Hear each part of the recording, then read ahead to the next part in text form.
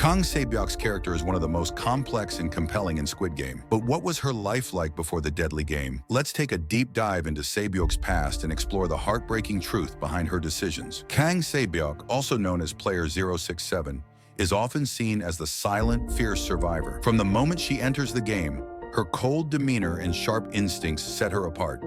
But behind that hardened exterior lies a life full of pain, loss, and survival. Sae-byeok's past is a story of resilience in the face of unimaginable hardship. Born in North Korea, Sae-byeok's life outside the game was filled with the kind of struggles many of us can't even imagine. She lived in poverty, surrounded by constant danger and the harsh realities of a country plagued by political turmoil. Her family's situation was dire, and Sae-byeok's primary goal was always to escape the suffocating grip of her environment. She had a younger brother whom she adored and promised to bring to safety. But in North Korea, such promises came with an enormous cost. Sae-byeok's journey to the south was anything but easy. After escaping from North Korea, she had to endure dangerous, often brutal conditions to make her way to the south, where life wasn't necessarily any easier. As a defector, Sae-byeok was treated with suspicion and faced discrimination from those around her. In a society that saw her as an outsider, she had few allies and even fewer options.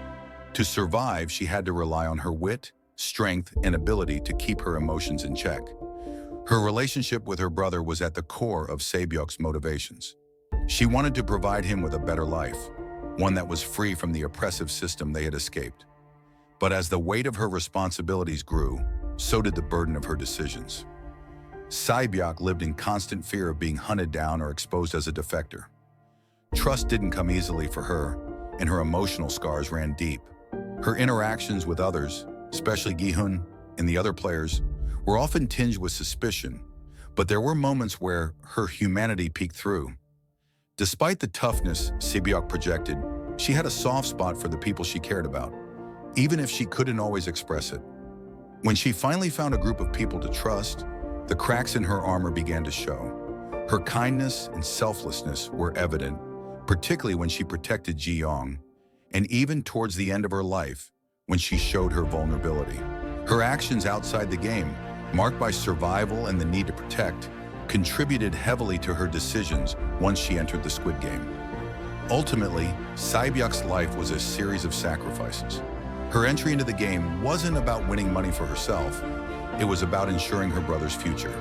Her desire to escape the game's violence and live a peaceful life for him was what drove her every step of the way. But Sae-byeok's story is also a tragic reminder of how survival often comes at the cost of one's soul. Her time in the game was the last chapter in a life filled with sacrifices, loyalty, and the never-ending fight for survival. What do you think about Sae-byeok's life before the game? Did her past explain her actions during the game? Let us know in the comments, and make sure to hit that subscribe button for more Squid Game character deep dives.